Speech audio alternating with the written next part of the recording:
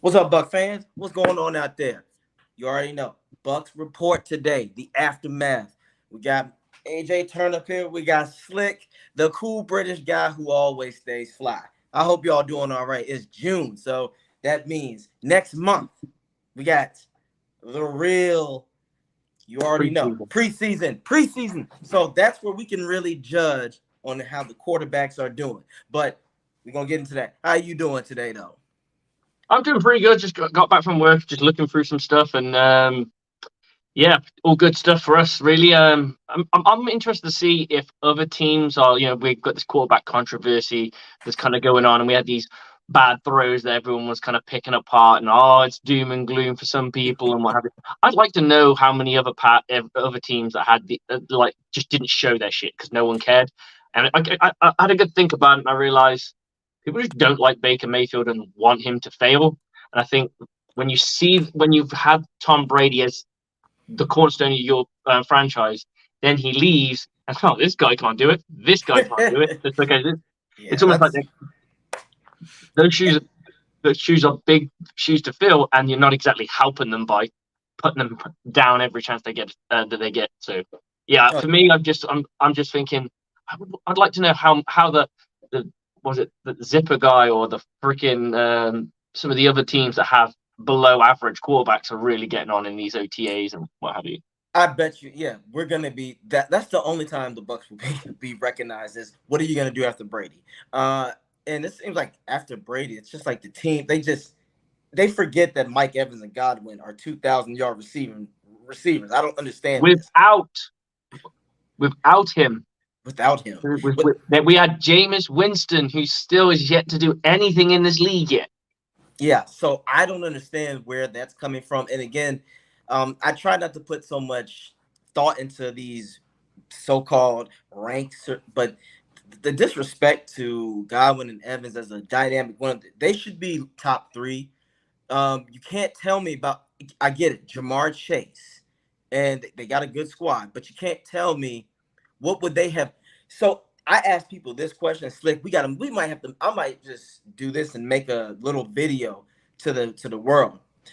I'm gonna ask you, every receiving core that you think that's better than Mike Evans and Godwin, could they do or produce with the same quarterback? Because remember, Joe Burrow is their quarterback. Your answer to that is pretty simple. We don't know. There's a question mark because we don't know. When you put how well would Joey Burrow do in Tampa Bay?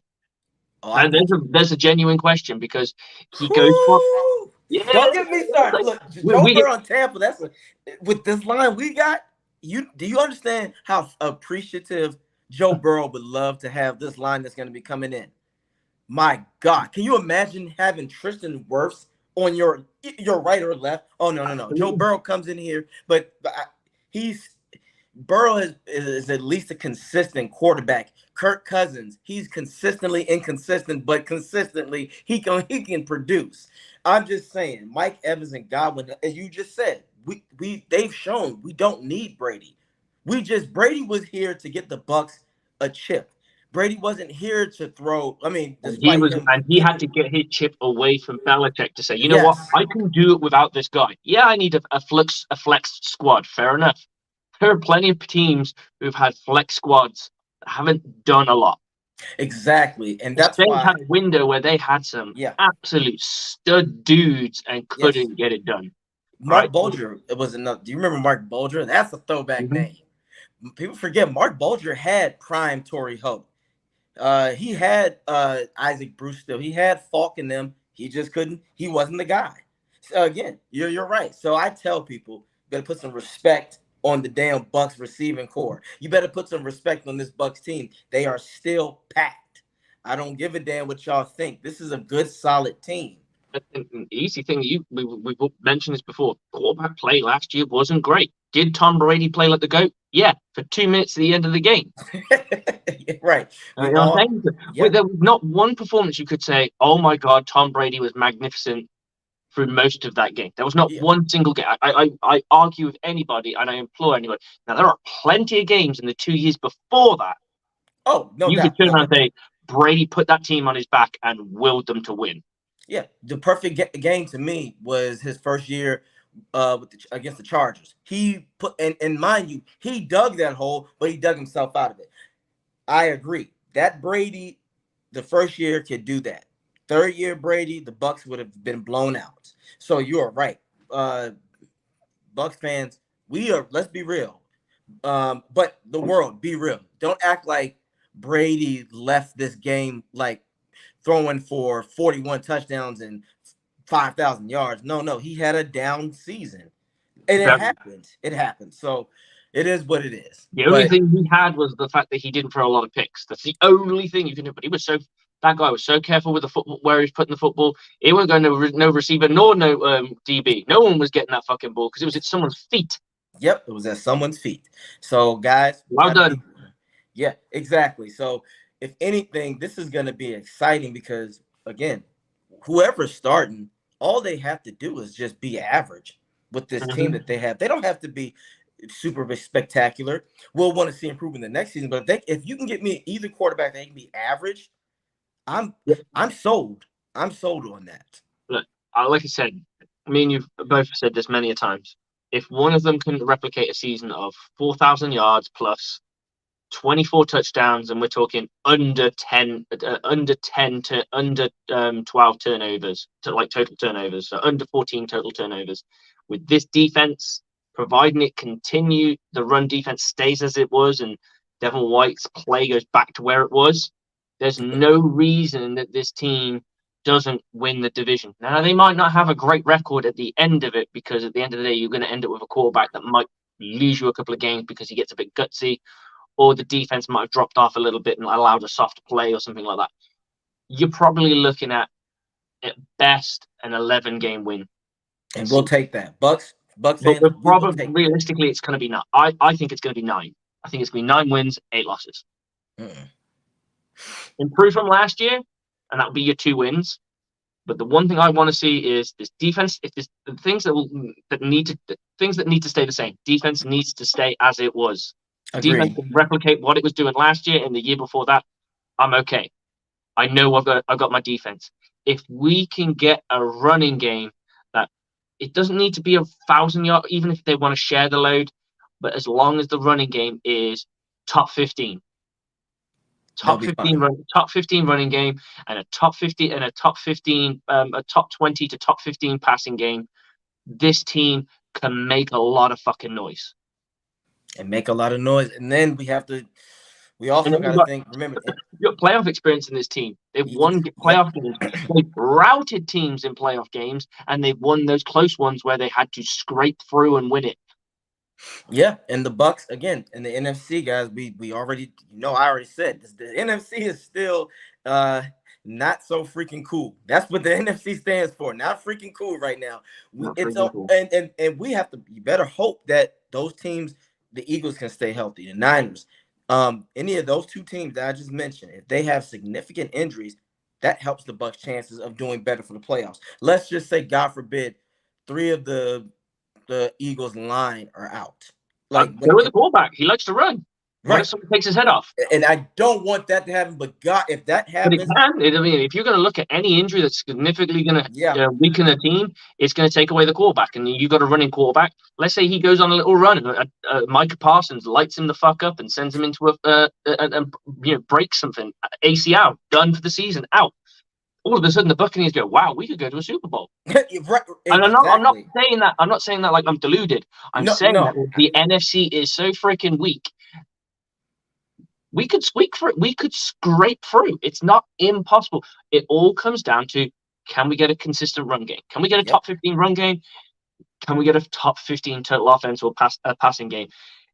And are we giving away turnovers? I can live with a top 20 top 20 offense if we're giving away no extra. We're not giving away points. We're not giving up a cheap touchdown. We're not giving up short fields, and our defense is eating.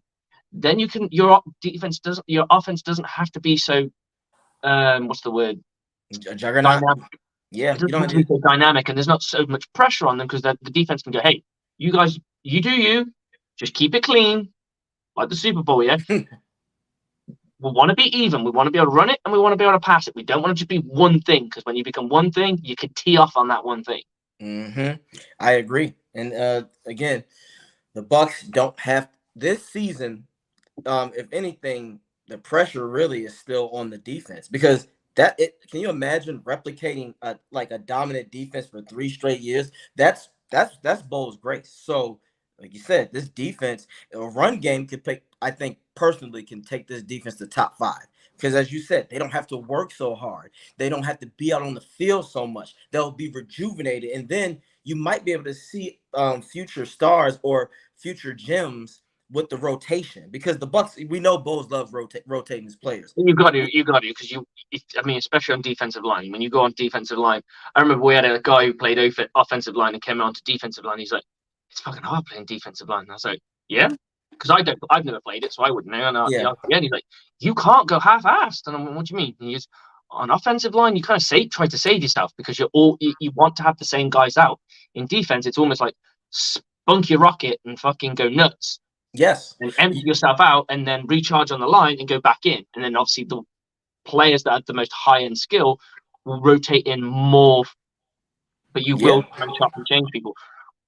And that's how line works. Say any sort of pass rushing situation, because you're going full speed, full tilt, straight off the bat. And that's why it's sometimes hard to, I say, you cannot give these defensive guys a lot of shit. If they're on the field 10 straight plays, that is mentally, physically fucking exhausting. And then imagine being in a sweltering heat. Imagine playing somewhere where it's 91 degrees, like Tampa, with the humidity could be like 98. You're going, and like you said, you got to go full speed. And that goes for the linebacking core too, because and you can't. you don't chop and change your linebacker. You don't chop and change it. You see that if you look at the snap counts for the Buccaneers, you usually find that Levante David, then Devin White, they're in like 70 to 90% of the snaps for defense. And that's why I feel like sometimes they'll conserve a little bit, but it's not much because if they let that one receiver get behind them, it's over because they don't have if you don't have a linebacking core that can recuperate, it's a wrap. That's why I want Devin. I think Devin's going to have a better season, and I think he's going to finally do something that I feel like had he used his speed to his advantage. I honestly want Bowles to say, you know what? I don't want you to worry about an entire field just yet. You might not be ready for that. Let Levante, he's the veteran. I want you to stick to one side, and in coverage wise, and just until work your way up to the point where I think he gets so lost in the middle, or when he sees something he anticipates, I think too slow, and then by the time he wants to make an impact, it's too late. I genuinely want to, I really would like to have a good sit down and just go through like the coaches 22 film that they have and just see what he's really doing wrong, because I tend to watch, when I watch Buccaneers games, I watch as a fan. I don't want to watch it as a coach, so just because I want to enjoy it, not pick parts of stuff. Sometimes I just see stuff because you do, it's live in games. Yeah, but I reckon I've been looking at my linebackers lately, and the games we've just had and what have you. So I'm looking at, I predominantly look at just coverage. I won't look at the run stuff. The run stuff's done by somebody else because it's another person's job. So I'm looking at our inside linebacking core, because we're at 4-2-5, so we have two interior linebackers, and I'm finding that they're paralyzed by watching the run, and anytime there's a play fake, that holds them there for that split second longer. And then you've got the slot, who is going to go straight up and catch up. Like, it's going to be, he pops it here, he holds it, boom, gone, straight into a hitch. They may get, and they may get to him. If they don't get to him, he's adding real estate on top of that. Yep. He's got 5 yards plus whatever he can pop off on the top. And that's just something that you've got to teach them. That as soon as you see it's passed, you've been delayed. If you don't get it in that first read step, oh, I don't know what it is. Okay, now I know what it is. Shit. Eyes have got to flick straight to the slot, hit that fucking landmark, which if you hook seam curl, if you're in cover 3, which is probably the hash if you're in the middle of the field, and just hit it with your upfield shoulder, pump those fucking legs to the side. And they do the linebacker drill in quite often in the combine, where they literally Mm-hmm. just flip their hips from one side to one side based on the ball. Yeah, so they'll flip, they'll run, they'll just flip the hips. You just fucking turn your hips, go into your thing, and you will have it. And I tell you what, the amount of times we could have either collisioned the ball out or got in there and picked it, it could have made a massive change to the game. And people don't realize that, like, it's those fine margins that if you can get those right and they'll win it, they'll get there because they're going to get there. Yeah, and that's what I do think the defense is going to thrive. I do think the defense will be fine. If the run game is average, the Bucs defense top 5. The guys get rest. These guys can do what they can do, and the run game will help the passing game because now, like you said, it's not so much pressure. Now the Bucs opponent's defense has to be honest. Like shit. Well, we know what Godwin and Evans can do, but we got to worry about what this run game can do because if we step out of the box too much, now Rachaad White might go off and break a 25-yard run. Damn. And then if we get too much in the box, we know Mayfield ain't scared to throw that shit up. Mike Evans is going to be like, my guy. Mm-hmm. Oh, my. Oh no QB spy. Who was that? Baker's running up the field for another 17 yards? Shit. Just hope he slides. Oh, always with these wood running quarterbacks, it's just fucking slide. Just fucking slide, man. Just fucking slide or dive, but don't try. Like, me personally, I mean, I don't have the mentality of fall on my ass. It's just not who I am. But I'm just going full forward. That's what I'm saying. Down, full forward. Fall forward, but make sure you fall forward in a way where they don't accidentally hit you or. Well, that's what I mean. You have that ball like that and you just fall forward. Yeah, just fall forward. Baker, falling forward is going to gain you 2 yards. We have a guest in, so we're bringing our boy in. Yes, sir. Let's bring him in. He's just come off work. He's coming to join us. Here he is. What's up? How you doing? We got Sean Spencer in the house. Sean Spencer, please let the world know who you are. Yes. Yo, thank you for having me. My name is Sean Spencer. One half of the dynamic duo that is Let's Talk Football. Hey, we do a bunch of stuff during the season. Right now, it's just a couple one-offs. Got our Washington show. If you guys don't know, there it is. This is the temporary name. We'll see what happens when we actually get another one. If we get another one, who knows? But yeah, we don't have Dan Snyder anymore, so we're good. That's all it is. Now you can legitimately call yourself the Commodores. Yes, I'll take that. DC needs the Commodores, and y'all can chant, "We winning all night long, all night." Look, I love that. And then look, you just imagine you won games and you that's your prime time, like kind of like there was a thing in the UK where they were singing the Neil Diamond song, Sweet Carolina. That's what I'm saying. Look, they sang that into all the football games for a while, and it kind of became the England soccer team's like go-to thing that they did. And they did that at the Bucs game, and they were just bouting that song out, and then they started doing it in the Buccaneers game. So if you can get that for your primetime games, every time like you win, everyone's just bouting that song on. Good time's going to be rolling. I'm just saying, Lionel Richie come out, make a presence. Imagine Lionel Richie in the DMV area. Look, come on, man. You gotta hook that man up with some Mambo sauce and Rock Creek soda. You gotta get him hip. You gotta get him hip. I would be all about it, man. But you could tell this was Dan Snyder's last little. Let me stick it to him, because not only are we close to Commodores, but the name that we could have chose would have been the Red Wolves. I mean, can you imagine us coming in just the stadium, something to get everybody on board? That would have been great, man. There's plenty of cats. There are plenty of cat-like based teams. There's no dog or wolf-based teams, so that kind of puts you in a niche. Yeah, Red Wolves would have been all right, actually. It's what the fans wanted. Red Wolves, it needs to be Red Wolves or the Commodores, nothing else. Yeah, I'm still searching for the Commodores just because, but that's just me. But yes, you guys will be all right though. Hopefully, now you're free. They free, so we'll see what happens. What's going on with this Chase Young situation? Do y'all not love him anymore? What happened? See, and look, I don't. exactly. I That's what you do. have to ask, and that's the position that we're in Washington. Because let's be honest. I mean, we were crap when we got him. When we got the number 2 pick, ended up picking him up. He had that great year, his first year against Rookie of the Year. But Mhm. unfortunately, when you really look at the numbers, he had only about 7.5 sacks. You know what I mean? He had a couple forced fumbles, and everybody knows the game against San Francisco where he picked up the fumble, returned it for the touchdown. I Sure. mean, with after after that, his second year was just left us wanting. Him and Montez Sweat were in the offseason talking about we're going to break the tag team sack record, and it was just a lot of talk, a lot of talk. And then unfortunately, we know how the season went. He ends up getting hurt. And then honestly, he's just, I don't know what it is, but he hasn't been the same. He hasn't been the same. Last year, he tried to come back.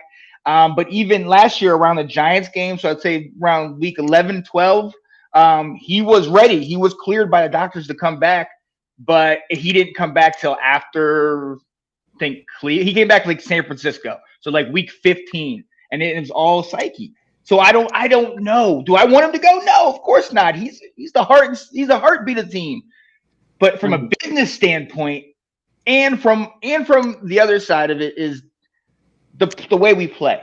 Okay, we got our 2 big guys in the middle, Jonathan Allen and Deron Payne. You know what I mean? And we got Montez. The issue that we had with Chase the first year is that Chase went off his ability from college. You know what I mean? I'm the big star from Ohio State, so he just went rogue. He would, and what that would do is he'd rush up field, and you open up lanes for a quarterback to squeeze through and break out and just extend the play. I mean, I still have it out for him in my mind because he's the one who lit the fire. Not like y'all needed the fire lit under you, but he lit the fire under Tom when he's going to talk about, I want Tom. Why would you say that? Everyone knows. Look, Oh, come on. I ain't want to bring it up. Everyone knows. I didn't Everyone want to knows bring you it don't up, do that. but I ain't gonna lie. You know what, bro? You know what broke Chase? You know what broke him? Yeah, that. Gronkowski broke him.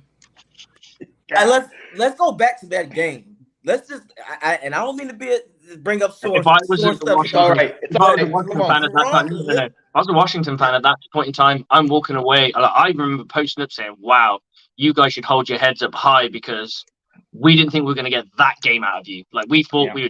we Yep. I didn't think we would like pummel you or anything like that.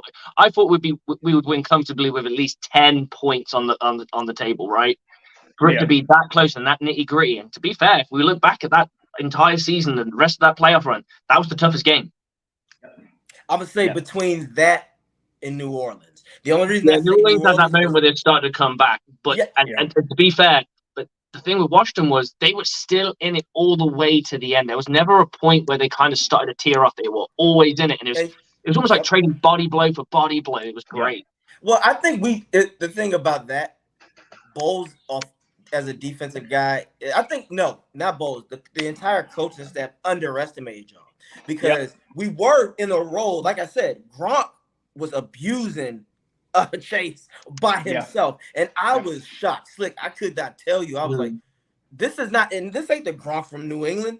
I mean, Gronk is always going to be Gronk, but I can understand this was prime Gronk. This is like Gronk. I'm just here to help Brady get a chip. But I Yeah. do think that the coaching, because let's be real, there were a lot of plays where there was a lot of cushion coverage, and Mm-hmm. they didn't know Heineke like that. They There thought it is. Alex Smith Yep. was going to play, and they Yeah. based their whole thing on him. But mobile quarterbacks are scary because they can make Yeah. things happen. And that's why I always say when you bring in a fresh quarterback, you still go the same way. You load that damn box, make Right. him panic.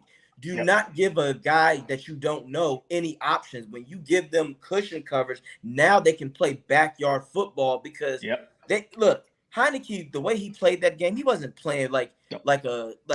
he was playing backyard. He was gonna Yep. make something happen to make our defense shrug and jump, and that's what happened. Because Yeah. some of them damn catches, I was like, Well, even the run that got him the contract. You know, yes, he sits here. He should have been sacked twice on that play, yep, and somehow he squeezes his way through and then runs it and dives to the sideline, which becomes his signature, little dive and thing that he does.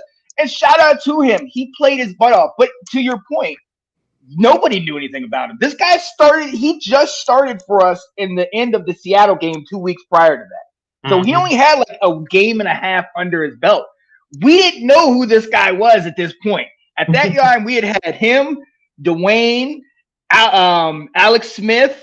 We had Kyle Allen. You know what I mean? We had 4 or 5 quarterbacks that year. So at this point in the year, we're just like, okay, we started 1-7. We're in the playoffs. Hey. And then it's like, I want Tom and we're playing the GOAT. And it's, you know what I mean? But to play the game that he played, it earned him the contract. We felt great, especially with you guys going off and winning the Super Bowl. Levante won that damn to game. lose to the eventual champion rather than someone who gets knocked out the next thing. Like Yes, for us, right. with Dallas, that was a bitter pill to swallow. It's like if they went, I never want to see Dallas go all the way. I never want to see Dallas go all the way. Nobody I can agree with you guys on that. Nobody wants that shit. But that's what pissed me off, Slick, because I knew, and Sean, I knew. Yeah, we both said we were like, they're done. They're gonna go straight to them. They're gonna Dak is gonna Dak it up. And that's what I was at the Bucs bar in Arlington, Virginia, Arlington rooftop, and I told them, they were like, "So, what do you think the Cowboys?" I said, "Damn Cowboys are going to lose, and they're gonna lay an egg to San Fran." And what did they do? I told people this is what's gonna happen. The 49ers defense is gonna be overwhelming, and that's exactly what happened. And Dak couldn't do it. Yes, when we beat you guys, hey, y'all can say, look, we weren't even supposed to be in that dance. And look what happened. The Bucs prevailed. So I shout out to you guys. I just don't treat Chase Young like a jump off. While we're talking about, I may always look a little bit aloof when I'm on screen because I'm always looking at shit. So while we're doing this, I had a little look at this. And his 5th-year option, guys, is 17.5 million. Right? So that's if they exercised it. But if they put him on the franchise tag, it's only 18, almost 19. It's not a massive difference. So when you think about it, yes, you may have to eat $1.5 million in cap or something like that. But at the end of the day, you're not guaranteed stuck with him and you can move away if he doesn't perform. Now, I thought if it was a difference, like it was like, you're going to end up paying like 20-something million and it's like 9 million. For him to play on 11 million for him to play on the thing, then that's just good business. Good business is just say, we'll have him for another year and see what happens. Yeah. Because you could get caught like the whole Daniel Jones thing. So Daniel Jones has now pulled down the pants of the Giants. Love to see that too. Yeah, of course. Who doesn't? Right? I never understood this. It's like when you're doing good business, like you had 2 players that wanted paying. Okay, I get that. Yeah. Here's the thing. I would rather overpay a running back who at maximum is going to be 12 million. That's probably really good going rate for a franchise running back. Yeah. But they decided to go and give 30-something million to a quarterback who still has played more games than thrown touchdowns. It's ridiculous. I mean, look, not to mention that running back $5 million. Right, but it's not to mention that running back that they overlooked is a generational talent. One of the top 2 backs in the league if we're talking about running and receiving and the all-purpose. When Saquon is healthy, him and CMC are up there. So my thing is this: Daniel Jones had 1 good year. What are we paying him for? What, like, seriously? And I got all these people like, oh man, this guy's the new dude. He's the vanilla Vic. He's da da da. What? Are you serious? What happened 2 years ago when he's stumbling over his own feet? When he's running down the field? What are we talking about right now? So a lot of people are they're slaves to delusion in the business of the game, because one season teams panic and say, well, we don't want this guy to go somewhere else and be hot, when you really should give someone a 2 to 3 year stint. Right. Because here's how I look at it. 1 year you surprise us. Second year you might not meet the expectation. I look at that 3rd season. What are you going to do when you have 2 of them solid seasons under your belt? All right, 3rd season, to me, you got to take off at a level where I know this is where you'll be consistently. Right. But like you said, I think that Daniel Jones is going to be a dud. Yeah. I think he's going to be a dud because people are going to – he's already figured out. They're going to adjust as usual. The NFL, it ain't that many players that you can't adjust to. That's just how he'll get injured before anything. He hasn't got the stones. Not to say stones. He hasn't got the vitality or durability to continuously run. Someone's going to gobble him up, and he's going to be done. I fear for teams that have running quarterbacks. I really do. Well, I don't fear for them. I just fear that we might go down that alley. I respect the skill set because it becomes necessary in times.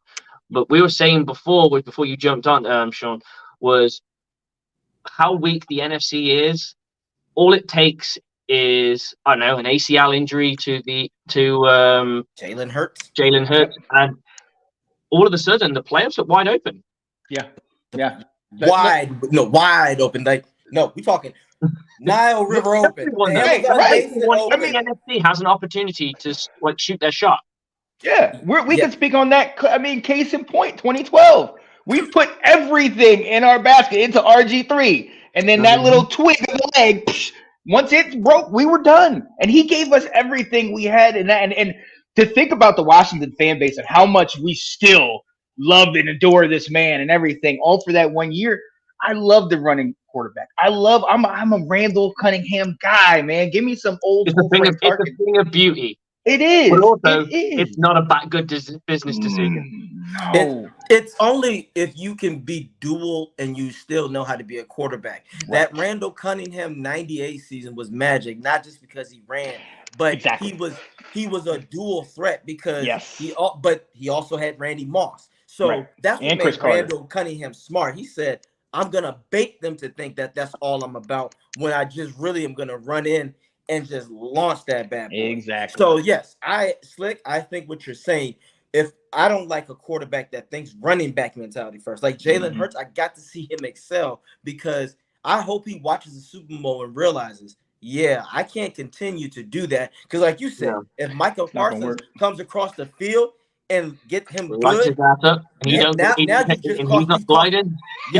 cost your brothers the season. That's the season. You're costing the season. Or if we get a safety that's doing some Troy Polamalu stuff, hopping over the center, he'll shut it down right away. So it's not going to work all the time. And look, the Chiefs.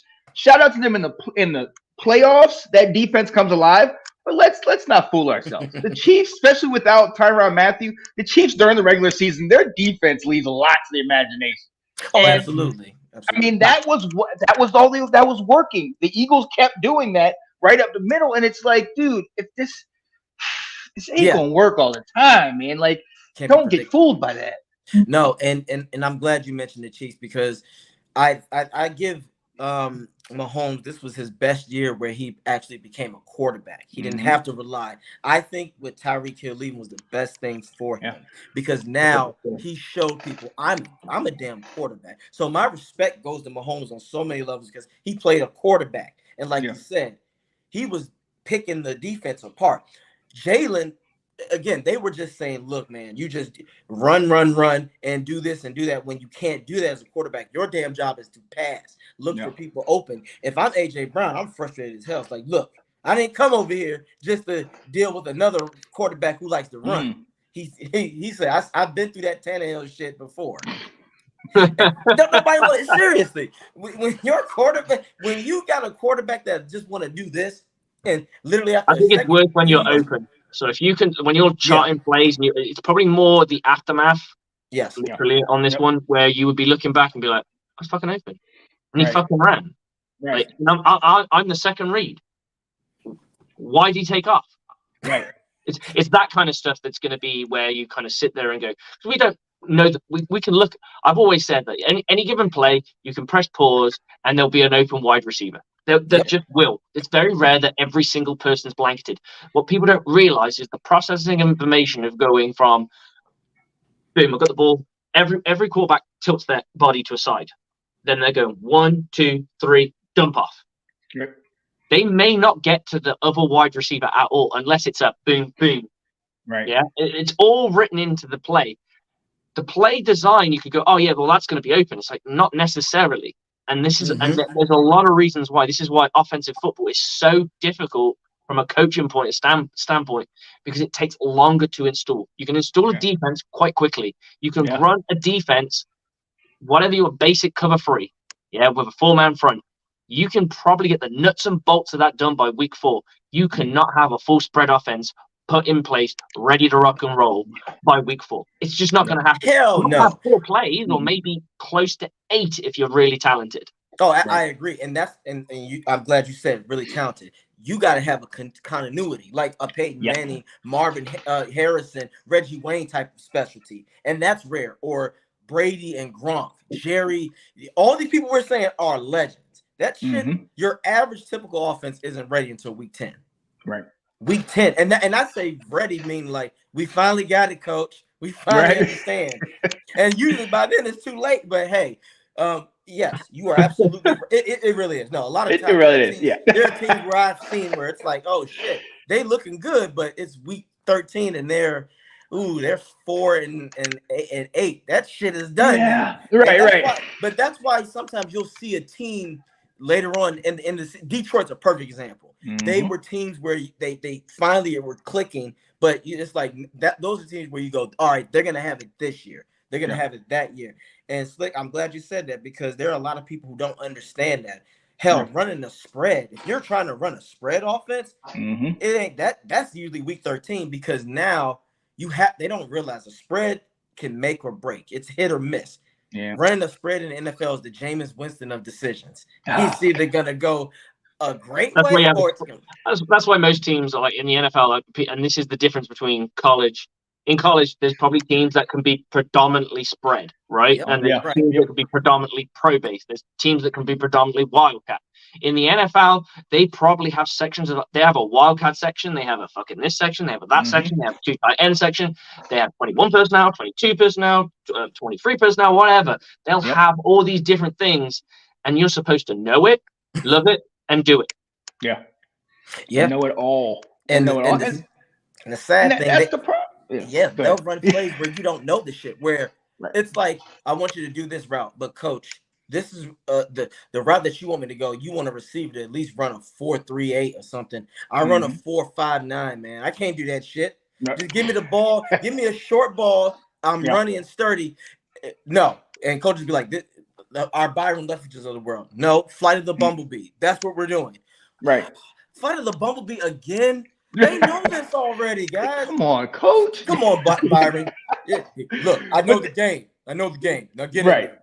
And see, All that's right, the thing, though. That's why you gotta give, first of all, give your skill players before you do anything. And Slick, I loved watching your video, man. I'm shout out to you as a coach. I coached Optimus for 10 years. And I was one of the ones that put in that offense. And number one thing I put in was I looked at who are my go-tos, who are my guys that are my stars, my skill players. Then I got the ball. So we ran the jet sweep early, and we ran our first offense was coming off the jet sweep and then running stuff off of that because we saw how the defense flow, we saw what was going on, and that was something easy. But again, that's elementary. That's little, like kids right before high school. That's not even baby steps. That's like dribbling steps. Right. You know what I mean? And that stuff was successful until, week 6 or 7 when we actually had to run audibles off of that and this and that. But I think you guys hit it on the head when you're talking about in college, even then sometimes it's dumbed down. And these guys, it's your talent. Your talent is so much better than these other teams. So you don't even have to schematically beat them. You're just better than them. In the pros, you can't do that stuff. Prime example is a quarterback who in college is like, oh, I'm going to throw it when I see the guy open. Guys aren't open like that in the pros. In the pros, you have to throw guys open, and sometimes it looks like they're covered all the way, but you have to be on the same page. And I love what you guys are saying with that because it's true. In the pros, the wide receivers almost do as much thinking as the quarterback. You got to read what are they in. You got to be looking and make sure you're on the same page. Because in the pros, you're on the same page. That might be your last opportunity on the field. You know what I mean? And and I think to your point, AJ, man, a lot of people look at it, and especially a lot of these fans, they come in and they look at it like, oh, this guy was a stud in college. This guy was a top so pick. He's going to come into the league and automatically have success. Or even with us, Washington fans, oh, we got Eric Bieniemy. It's all going to work. What? You have to go through the process. Like, it's going to take time. You know what I mean? Even if I had Mahomes coming to Washington, it was still going to take time for him to get right with our team. Same with the Bucs. We got Tom Brady. And Right. it got like mid-season. It was even after Kansas City. We went 3 games at loss. All of a sudden, it clicked. And then when it clicked, we became, I'm going to say unstoppable, but we became a fucking force to be reckoned with. And that's because it clicked, and we're all like kind of echoing the same thoughts here, where we're saying like, when you change an offense, you change a quarterback. The more you change your offensive personnel, sometimes the harder it is to get it to gel. Sometimes it does. There are teams out there who are just lucky and they've changed everything and it still works. Kudos to them. I don't know how they do it. Sometimes they just hit the muddy spot. But everyone else in the real world has to go through this rigmarole of trying to figure out that doesn't work. Get that from the playbook. Right. That works. And then there'll be shit that works against some teams, and there's shit that don't work against other teams. Right. Yes. Prime example, Matt Ryan. How many coordinators did he have to go through his entire career? How many different schemes? How many different, like you said, like this works. Oh no, this doesn't work against this team, but this is all we have. And back to the Bucs thing, the Bucs to me didn't become an offensive like juggernaut until Detroit. That year, the first year with Brady, when we was in Detroit, the way we dismantled them, that's when the offense finally got it together. And guys, that was near Christmas. I remember that was literally Christmas. And then we finally got some consistency. So fans out there, this is not like, don't look at it like movies and soap operas and shit. That's not how football works. Offense, it takes time because it's a thinking. All the sport football is thinking, but offense, it's really thinking. It's anticipation. As you said, Sean, you got to throw it where he's going to be. Do you know how hard that is? And like you said, in college, I still can't do it. It's hard. No, it's hard because one, you might get your head tore off. These quarterbacks don't realize, doing this and just sitting there, that's when Chase Youngs of the world hits you. That's when Micah Parsons of the world, next thing you know, you're on your back. This isn't, no, you literally have to go. There have been plays where I've seen Brady throw it to Evans and it was a bad play, but even still, it was still a good throw. And Evans himself had adjusted. I like I've said this before, you know this story, but Sean, go to this game and watch the Bucs against the Chargers 2020 season. Brady launches that thing to Evans. The ball is still literally like I think almost a yard and a half over him. The way his body adjusted and he caught that thing. And then he took it down, and then he took a hard shot to his body. But if you look at it, he hardly had no time to get that play off. They were coming for him. It's hard, folks. It's not college. College really, if you have better talent, 90% of the chance you're going to be better. Even in the NFL with better talent, it still goes down to a 60 or a 65. Because if that other team is ready to play and they got your number, it's over. So let me ask you this though, Sean. Since he's a Commodore, I'm sorry, I'm speaking that shit. You are a Commodores fan. You Commodores, that's right. Look, if they came out and do that, I will go to the game. I will. FedEx is a shitty field, but I will literally put my money. I will take my hard-earned money and go. What do you want to see? I got three things. What do you want to? What do you expect? What do you hope for? And what is the reality? Give me for your team. Yeah. Okay. I like that 3-pointer. I like that. Yeah. So what I expect, honestly, what I expect is to see a good product on the field. I mean, we're not doing what we've done the past 17 years under Dan Snyder, which is pull in the aging veteran and pay him, all these millions of dollars, and let's see if he plays. Bring in the Albert Haynesworth or Bruce Smith or Adam Archuleta. We're not doing that. We're filling needs. We're, being quiet in the offseason. I love getting Bieniemy, but I expect us to be better than we were last year. I expect us to have some improvement. Now, when I say better, I don't necessarily mean maybe record-wise, but I mean I need consistency. We start every year 1-2, 1-3, 1-4, 1-5. Like out of the last 3 years, we started poor under Rivera. He might be on his way out, but we got new guys in here. We got a new ownership. The culture is obviously changing. I expect to see something different than what I've seen the last couple of years.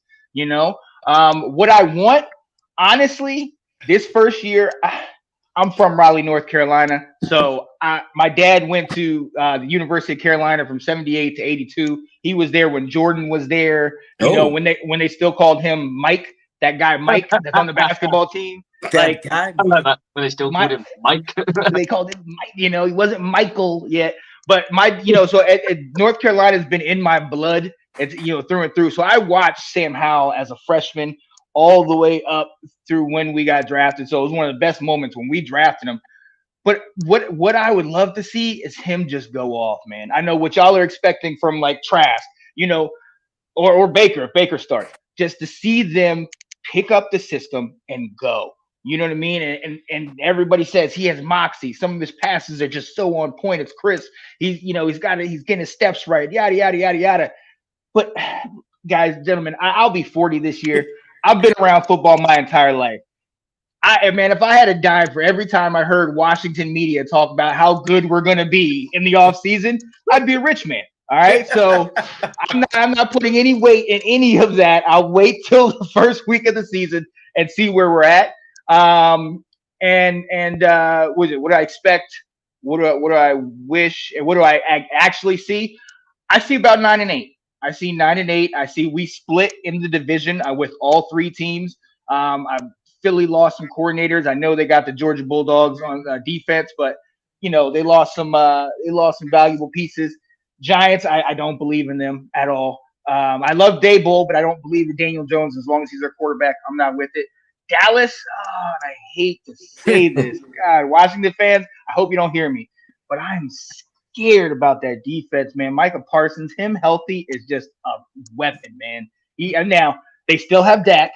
Although he's good against us, yes, he seems to throw interceptions to the rest of the league. So I'm good with that. But honestly, I'm expecting us to really hopefully knock some of them off and just middle of the pack, just build. Build is what I really genuinely think we can do. And let's get this new owner in. Let's get this new OC in, and let's just build. That's what I can see us doing. I can seriously see that. But yeah, that's where I'm at, man. Sean, you got a point. I'm not gonna lie. If Snyder was there, 9 wins, I wouldn't have given you. I'd given you 6. But yeah. I think you're gonna pull out 3. Yeah, you're gonna pull out 3. Do not worry about the Cowboys. You know what the problem with the Cowboys? And I'm gonna be real slick. Y'all can chime in on this if you want.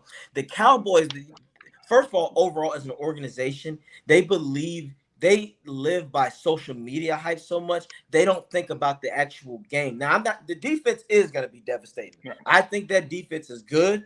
I think Micah, if he literally gets his coverage, just to be average, he's the best. Between him and Fred would be the best. But their offense is not as hyped. Is not as good as their hype. That's true. CeeDee Lamb is a B+ receiver. The other guy, I don't know who the hell he is. So Gallup? Gallup. There you go. B-. Yeah. Their run game now. Pollard is a positive, but that is who he is. Good quarterback, but not good enough to get you there. And that is my issue. I think the downfall is going to be with Dallas. Offensively, if they go deep, they're gonna fall. They're gonna run out of steam really fast because Lamb. Like they do every year. When's the last time in the playoffs did we ever see Lamb beat separations? We've seen Evans do it. We've seen Jefferson, but we've seen AJ Brown do it in the playoffs. We've seen these receivers that need when their name is called, they get it going. I don't see Lamb doing that. And until I think next season, if I'm Dallas, you better draft. You got to look for a receiver that's going to change the game or a quarterback. So don't worry about them. Giants, Daniel Jones, I'm not worried about that shit. Yeah. Eagles is your biggest foe, but you still have, I think, a defense that can give them problems. Your offense is just, of course, your offense has just got to get it there. And Bieniemy is going to take some time. I can see him having your offense ready next season because he's got to get his pieces in. People don't realize when you bring a new coordinator in, he has to bring his pieces in. Right. So I think it's to y'all's point. Later in the year, week 11, 12, 13, we're going to be one of this is the hottest team in the league right now for these 3 weeks. They're going to say, I believe that they'll say that because we'll click at that point. Absolutely. It happened with us with when we had James Winston in the last part. The defense just was really, really fucking good. It was just that we were throwing so many picks and pick sixes, we could the defense really just couldn't manage it. And then I remember it just before, even before when Brady first came, they're like, yeah, but he's going to Tampa Bay, and yeah, but they got Mike Evans and selling, and they're like, oh, and this defense in the last 4 games was the best defense in football. Yes. Best defense in football. And to that credit, they were right. The media made a point, and it rolled into next year. Because you had another year in the scheme. Everyone who was already there knows their shit. Right. And the people who are learning it have less to learn if they were still if they have backups and what have you. They have less to learn, and the guys coming into it are surrounded by players who know the scheme inside and out. And that's so much easier in your second year because you got a linebacker who's your backup linebacker, and you need to do this, and this, and then you have the player go, boss, what you do is you do this. You take your read from this. You go from there to there to there to there. That's your triangle. Okay, yeah, got it. Coaches can say it. I can fucking say shit till I'm fucking blue in the face. The moment my dude O'Heal, shout out to O'Heal. Remember, he tells them to fucking do it. They fucking do it. Yeah. I've been saying the same shit for 3 weeks. That's right. Yep. That's reading the triangle. I was like trying to explain reading the triangle. Reading the triangle. I was like, guys, this dominant eye on this eye on that, and you go in shoulder tip of the tackle, through to the quarterback, and then your eye on your dude. Right? So you go. It's all you're doing. And they're like, yeah, whatever, whatever. And they're not there. They're looking just at the quarterback, or they're looking just at this, or they're looking just at that. And then O'Heal turns like, guys, we need to make sure we're reading the triangle. What I do is I tend to look like this and like that, and they're like, yeah, we'll do that. And they're fucking doing it. I've been doing this shit for fucking 3 weeks. I mean, it's like that. Think about it. That's why I love having intelligent players. Rondé Barber was like that. He didn't speak much, but when he did, usually the corners made. If they just couldn't do it, that's just because they just didn't physically do it, but mentally they knew where they need to be. Levante. Right. Mm-hmm. Sometimes you got to have those players to go, look, just do this, do that, because that's their brothers on the team. Like you said, you don't want to be that uncle or the mean stepdad. Right. The mean stepdad's like, like. Yeah, I've been called dad a fair few times. Yes. No, I look, when the kids that I coach, they called me the big mean cousin because of my arm. They was like, this is the big mean cousin who still think he can play. Because I used to tell them, do I need to get out there and we can do this drill? Let me show you. Bless their hearts, they 14, 15. So that's the only time I could say that. I ain't gonna lie. Oh yeah. That they're gonna come to you with their full-ass grown-ass men and they go, I'm ready, AJ. I'm ready, baby. Exactly. 14, 15 I'm good. is just enough to where they can have humility. Because I'm like, don't make me come out there. Nah, coach, we got it. But 17 and up, nah, I'll pass. I'll pass. Yes. So I did that in the game though. I had 2 corners that were struggling to tackle. They could not tackle to save their lives. This was 2 years ago. And I got so fed up with it. We were down on players as well. So I kind of needed to go in. So I was like, fuck it. I put on a fucking pair of hands. I'm going in. Come out. So no, I've just made 3 fucking tackles. That's more than you 2 have made in 4 games. Yep. That's the fucking standard. You do not come off my fucking field until you've got each 3 tackles. Yeah. I don't care if you have to fucking tackle the biggest man on the field. I just fucking did it. I've had no preseason. I'm fucking 37. I'm not done with this. I'm done with this shit. I'm not supposed to be playing anymore. My wife's gonna kick my ass. Exactly. No, that's the beauty of give me my play call sheet. Damn right. And that's what happens though. Sometimes that could spark a team. Look, nobody on the team wants to be that guy where you go, oh yeah, you messed up. Nobody wants to be the Gomer Pyle of the football team because you're the one who's gonna get roasted. They're gonna be like, look, man, what you doing on this team? You garbage. And then that locker room talk. I can only imagine for NFL, the highest level where them dude, like you can't even say, hey, we going out to the club tonight, guys. We going to Bar Louie. No, your ass need to go in the film room. That's the only shots you need to be taking is cortisone or little head. I was thinking of catching a movie. The only movie you watch is in the facility, buddy. Right. Yeah, there's a movie scene. I forgot where it was, but the coach was going in on this player. He was like, I just wanted to see with that half-ass block if you had any tampons on.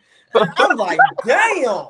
I'm like, well, I can see. That's why football, the brother camaraderie is where it's at. Yep, even if you didn't play or you was like you was around it, because that, I didn't always play, but I was around it, so I just saw the shit. It was like, look, those guys will do whatever. If you lead by example, like you said, Slick, you could have said the same shit. 1 + 1 = 2. They'll go, I got you. 1 + 1 is 2, fellas. It is. It is. Let's get out there and make it happen. Let's get 2 plays going. Shit. So I think the good thing is both of our squads are under the radar, under the radar of doubt. Yep. I love being under the radar of doubt because now it works either way. You excel over. Now it's, oh, shit, we underestimated them. If you play like some butt, they'll be like, hey, they call it. You're under the radar. You're under the radar, and you're going to be dangerous. So the NFC is still wide open. Only 2 teams. I say a team and a half, because I don't know what the hell this 49ers quarterback is going to be like. So Thank you. I love how people think that Purdy is going to do the same thing. I'm like, we'll see. I tell people, NFL is about adjustments. I've had people tell me that San Francisco is quarterback proof. I was like, what does that mean? Everybody needs a quarterback. You're not going to run daggone Debo in the Wildcat all day. Like, you ain't going to win a Super Bowl. You might win a playoff game, but I don't think you can get. And I think someone with a good quarterback is going to show you up. And to AJ's point, I think he's going to be good. I just don't think he's going to be as great as him. I think you've got to remember, sometimes a player comes in, there's no tape on him, there's no one seen anything, no one's seen him in this offense, a little bit like Taylor Heineke. No one knows what to expect, so he's going to have his. Now, there are times where some quarterbacks show their rookiness, like they just play so rookie. Sometimes they're really fucking prepared, and they just play well for a stint. And the proof is in the quarterback this year for them. They have to show that they've got it on they got it. Because they don't have a veteran presence anymore, do they? They have 2 guys that are kids, pretty much. No, did Sue come back? Sue didn't come. I mean, I'm sorry, I'm thinking about the Eagles, but for 49ers, they got to stay healthy too. That's their big thing. They are always literally 2 big stars down, and let quarterback prove my ass. The game against Eagles should show you when not having a quarterback, that is devastating. Yeah, that team was Josh Johnson is not a quarterback. Bless Josh Johnson's heart. He tried. I love him. He made it clear. He's got fuck you money to all of us. That's my point. And that's why I say that's why I remember I remember when Josh was on, like, the best time Josh was deadly for the Bucs is in Madden. Because I would use his speed and run that motherfucker. I'm like, yeah. But no, Josh got money. Josh. Oh yeah. Well, look. Washington is forever grateful for him, because when I think the year before we got Chase Young, we were, I think, 3rd, but we had to lose to the Giants. Josh Johnson came in and lost that game for us to the Giants. That pushed us to, I think, 2nd, and we were able to get Chase Young. So I was like, all right, Josh, we're good, man. We're good. No, exactly. So, but again, and damn, now that we talk about the NFC so much, because Buck for the Buck fans out there and Bucks play and just football people, I'm gonna really let's break it down. NFC teams right now that you're gonna go, damn, you're gonna be like, damn, they're a problem. Eagles, 49ers, they can be a problem. Vikings, Kirk Cousins is their quarterback. He's just, I told you, he's a light-skinned Dak Prescott. Yeah. He's just, that's all. He'll get you there a little bit. He'll give you some moments. Oh, you're not going to get an argument from me. They'll have like a 12 and something record, but they will shit the bed in the fucking playoffs. Exactly. Or they even win a playoff game, they will shit the bed in the next play. He's just Dak. He's just very good in the regular season, as providing it's not a primetime game. There's something about a fucking. The cameras are still the same fucking cameras. Is that the lens is the same? The only difference is there's more people watching the shit. But you don't need to worry about that, because your job is to deliver a fucking ball to somebody else. That's all you need to worry about. Don't worry about who's fucking watching. It doesn't matter. Exactly. I like to say that. I say that while I'm, there's 4 people watching us right now. So that's all right. We don't know that one person, one of them 4 can know somebody else and be like, man, Kirk, they talking shit about you. Woo, light-skinned Dak Prescott. How you gonna heal that? You like that? You like that? So it's actually funny because my fiance is from Michigan. She went to Michigan State. She actually met Kirk Cousins in like a little interview, and she got to talk to him and the whole night. She loves Kirk Cousins. I am a Washington fan, so I have experienced 4,000 yards and choking in the last couple games or anything. Look, Kirk Cousins is like a roach, man. As soon as the lights come on, I'm sorry, he scurries. He leaves. It's just what happens, man. And everybody's like, but he'll still throw for 4,000 yards. You guys can understand this. Jameis threw for 5,000 and 30 interceptions. So what are we? Well, that's what I'm saying. Like, what? Don't tell me he threw for 4,000 because the NFL these days is a passing league. You're gonna throw unless you're Lamar. You're gonna throw for about 3,500 yards. You know what I mean? And no disrespect to him, but I mean he's running for 1,000, so he Right. can be a little shorter. Right, and shit, he ain't had nobody to throw to anyway. Well, it's like who yeah. the hell? And when you got a guy named Andrews. when you got named Hollywood, he was playing like Holly Weird. It was it's just like my God, man. Like it's like Oh, for whatever reason you got. I don't know NFC, but that's the beauty. Chicago Bears not doing shit. Detroit is still. I think they'll be. I think they're on the rise. Yes, they're now. But how far they will go, I don't know. No, they would be, like you said, Vikings a typical 12-win team. Which you go, yeah, they'll fuck it up. The Detroit would be that scary 12-win team. Like, oh my goodness. If they figure it out, I think they're one of those teams. They have not done the playoff. They haven't done the dance yet. So once they get to the dance, how they react. They could have like a Buccaneers vibe where they have a funky game but still win and then get better, or they're going to be that team that shits the bed in the playoffs, and that's where the proof is. Like, what we don't know. They are a perfect example of a question mark. You don't know what you're going to get. There it is, and I love that. Look, it's so crazy. Every NFC team we're naming, we're questioning. We've only named 3, and we're like, could be really well. We know one is going to be good, providing there's no major problems. One team, if they stay healthy, play a very physical brand of football, and should be good.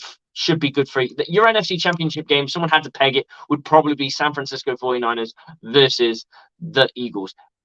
At a guesstimate, that's not facts or anything because it's not. Then you start looking at the others. Now everyone's kind of like, well, they got this, but they haven't got that. And this team's got this, but they haven't got that. They've got a quarterback that they got talent, but their quarterback always seems to fuck it up. This team's just an enigma because they've never been there before, so we don't know what we're going to get with this. And that's where the rest of us all kind of lie in, where we can beat all of those teams and go to potentially go to a title game.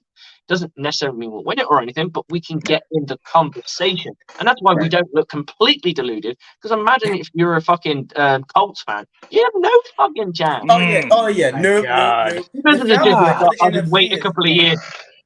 Yeah, the sound effect for the NFC should be because that's the level of competition right now. AFC, good God. Super Bowl champions, reigning champions, the damn Chiefs. Then you got still a dangerous Chargers team. Then you got Joe Burrow, you still got the East. You got Buffalo.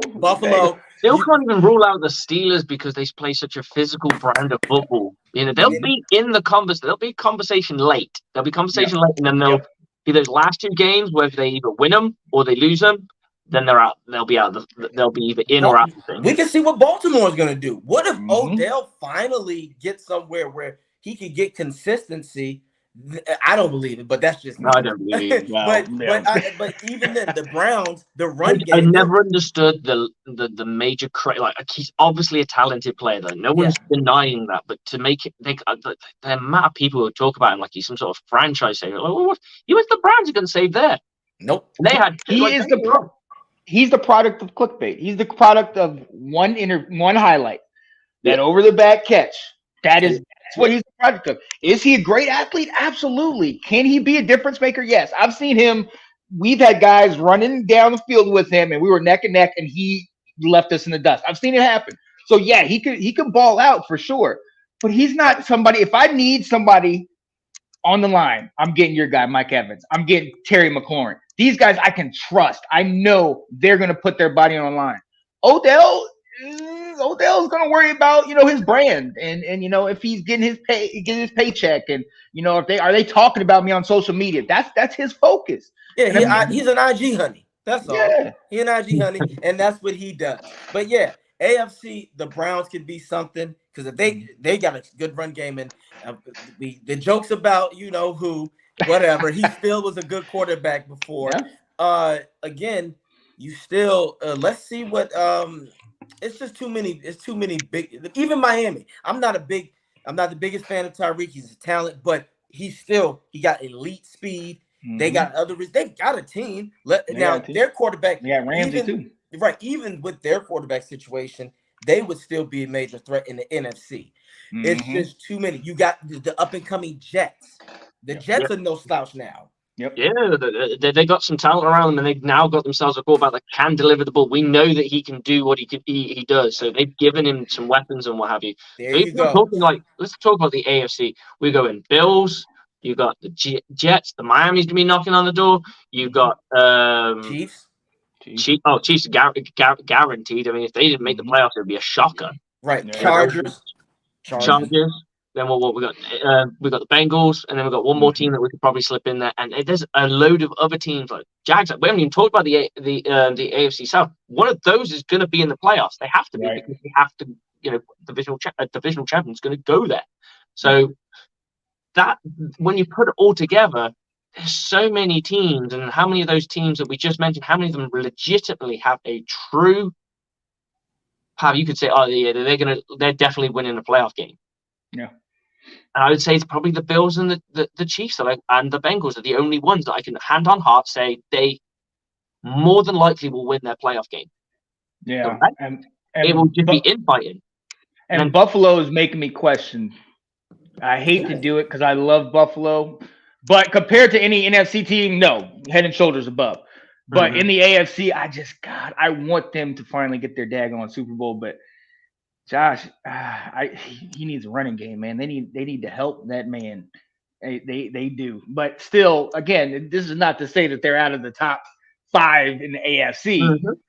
But if I think Chiefs, Bengals, and then Buffalo is still third. But they're just I want them to do well, but they got to figure that thing out. So I think other teams are figuring them out.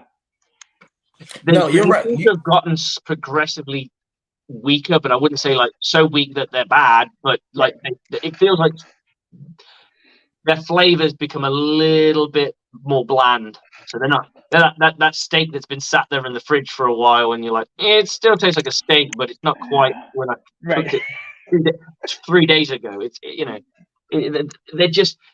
they're still the product. They still got the product, but it's just not as good, and it'll probably still win. It'll probably still be very successful. They'll probably still have 12 to 13 wins. They may their bottoms their idea of a bad season, unless someone gets injured. I would say minimum 10 wins. I would expect out of them.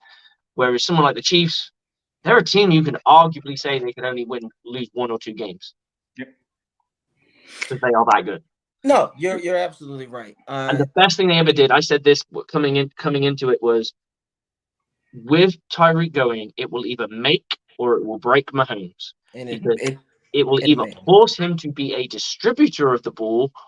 We know he's still got his Travis Kelce, and that was part of the reason why he still was always going to have some success, because that guy just straight up knows how to use his body and manipulate it. We talk about contorting bodies with Mike Evans.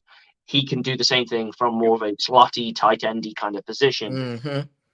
Yeah, he made his thing. He did it. And you're right. Tyreek, this is more of a Tyreek, are you going to regret the fact that you left? Because now you can say 2 rings. Yeah, you and he can say the shit he wants. Oh, I got Tua is not no damn Mahomes. He got to stop it. I get it. That's your guy on that you got to. But no, you left a good quarterback, and we like Hill, but it's like, Hill, did he make you, or you didn't make him, because he was gonna be the man? It's like, Hill, you put up numbers, but when it counted, you see the difference of having a great quarterback. Eventually, that's what these guys don't get. Most receivers are not making quarterbacks usually, and if they do, that's a bad thing. That means your quarterback is garbage. You know how I know? Calvin Johnson made Stafford. Steve Smith made Delhomme look competent. Jake Delhomme. I'm sorry. Yes, he made Delhomme look. See, look. I rest my case. I remember watching that Super Bowl, just like, how is he in this game right now? Oh well, they had a hell of it. They had a great team. They had a great team. Yeah, they had defensive tackles and all that. But yes, that's my point. Hill, I think he's behind the scenes. I think he knows, like, shit. Yeah, I'm gonna have some decent numbers, but can I the championships? I'm Two, gonna have the big he could chips. have had two. He could have had two. He could have had two, Absolutely. and two is one more than a lot of other people have got in the league right this second. Mm-hmm. Now he Yeah. has the same. Now he has the same amount as Juju Smith-Schuster. Look, I'll be honest with you. If I was Mahomes, I'd do it. Who's your cornerback that he deuced in the Oh no, that was Antoine That's Winfield. Antoine That was Winfield. our safety. But if I was Mahomes, I would have done that to Hill. Been like, Yeah, I got you. that's how many rings I got, but That would have been great. Or he could have sent his brother to talk to him. Jackson. No, you know what? I got an issue with that guy, man. Like, look, I'm not a violent dude, but he could have got decked for some of this foolishness he's doing on the 21. And first and foremost, I don't know why you're gonna sit here and unveil the 21 when we got the Chiefs coming in town. You know what I mean? You want to do it in a game that we're gonna dominate, not the daggone Chiefs. Then to have this guy when the area is roped off, that they put the number on the field, which even that is just like that's what you're doing, and then obviously the terrible little demonstration they put up. Yeah,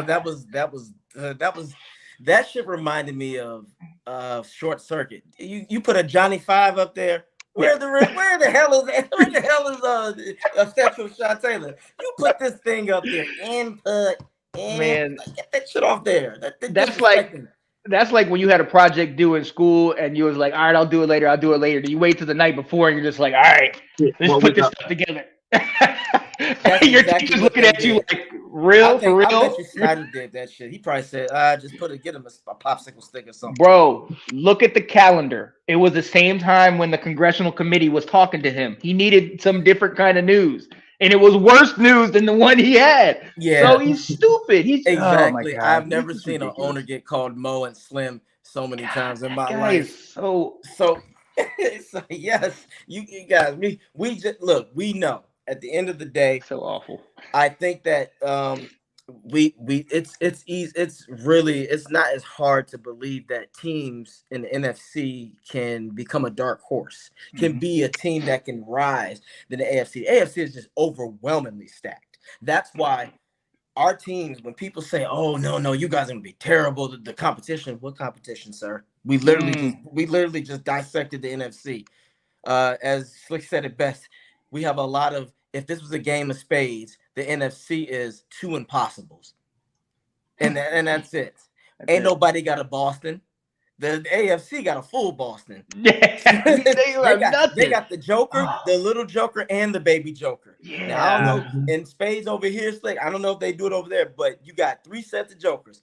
The two of spades can typically be the baby Joker. Then you got a little Joker that's like a little guy riding. Then the big dog, it got the colors.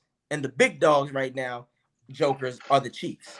Yeah. So that is look, NFC is just we just trying to get a possible. I want to go board. I just want to go board. I just want to get shut out, man. Just give me possible. That's when you look at your partner, you're like, man, what you think, man? I got that. and you like, we're like, I got maybe. Nah, I got nothing. It's us versus them right now, and them is winning. So, but yes, no, Slick, guys. But I'm gonna let y'all go because I got to get up extra early. Nah, then he's got to go too. So it's 4 a.m. for me. So, but I'll let you, Sean, you go ahead because you got to tell people what's the next move, what you're gonna do, and where we can find you. Because as you can see, y'all, Sean Spencer is cool as hell. Hey, come on, man. Hey, I appreciate y'all having me on here. Once again, I'm Sean Spencer from Let's Talk Football. Right now in the off season, we're kind of in a little dry spot, not much going on, but Tuesdays and Saturdays, we have Let's Talk College Football with my guy, Mr. Alex Loosemore. And right now we got a little mascot madness. You know what I mean? We picked out 48 mascots. You've seen it. If you haven't seen it, it's on Let's Talk Football, the Facebook page. And we're trying to go through there and just have people just pick out certain mascots in like a NCAA March Madness kind of bracket challenge type deal. So we've got a couple. Tomorrow we're going to reveal who won in the first round and who's going in the second. So it's a little something we got going on. And Also talking about just things, returning players and different teams going through their schedules going into the season. And then Wednesday night, myself, Will Kramer, will be doing Washington Football Weekly, talking about the new owners, talking about Chase Young and Montez Sweat and their future, and looking at OTAs, the rookies, Sam Howell, etc. So doing a lot of what you guys are doing. That's why I love watching you guys, because that's now I got my inside look at the Tampa Bay Buccaneers and how great you guys are going, man. So I love watching you. Appreciate you having me on, and hey, I'll see y'all next time. See you next time, brother. Much appreciated. Take care of Yes, sir. yourself, man. Take care of yourself. And always, Buck, you can always find me at It's About Bucking Time. That's my typical podcast. But again, always check us out. Monday nights, Bucks Report, 9:30, The Aftermath. We always have good stuff going on. Again, you guys, we're going to be just fine. We got to keep it rolling. Next month, preseason come. That's the only real football that y'all need to be worried about, and if the quarterback can't throw. And even then, the real time is September, because that's when the lights come on. So you guys take care, and always go Bucks. Damn. Bucks, baby.